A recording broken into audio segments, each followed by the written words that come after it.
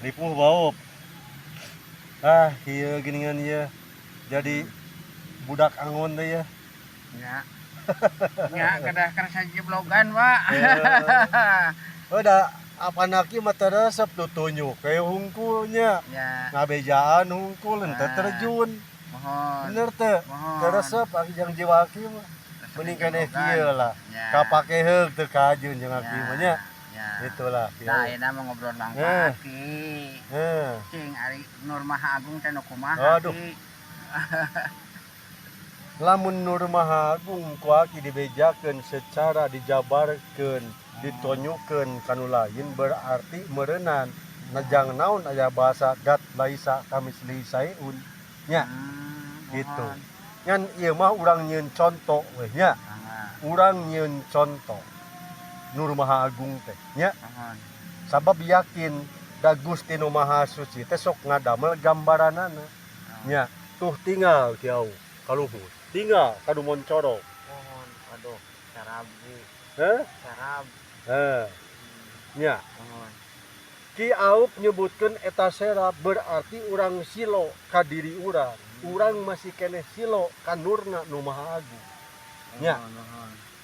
Tah teu kurang-kurang loba jalma anu kakara ningali cahayana eyo meureunnan Maha Agung teh. Nya. Urang buktikeun ayeuna. Nya, tapi kudu jelas nya. Kudu jelas. Tingali sing bener. Cik, serap teh panon poe teh. Henteu teras make. Henteu. Jelas eta sejatina panon poe. Jelas. Tiga bola buleud. Nya. Tah. Jadi urang ulah kakara semet kana cahayana, kudu apal kana sajatina. Ulah geus gujrud urang kakara cahayana, tapi teu apa dina jero eta cahaya lir ibarat panon poe. Ceuk batur mah saidul ayam, samar. Tapi lamun teu make ilmu, teu make ilmu jelas teu? Jelas. Nya.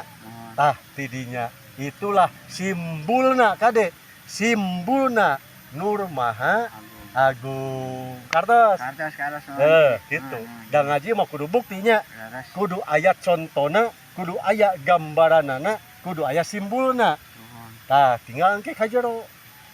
Matahari kudu apal matahari nu di jero. Nya. Panon poe anu di jero nu disebut alam kolbu. Gitu nya. Tuh, segitulah. Nah gitu aduh. Ya kesang dengan jadi rung kieu.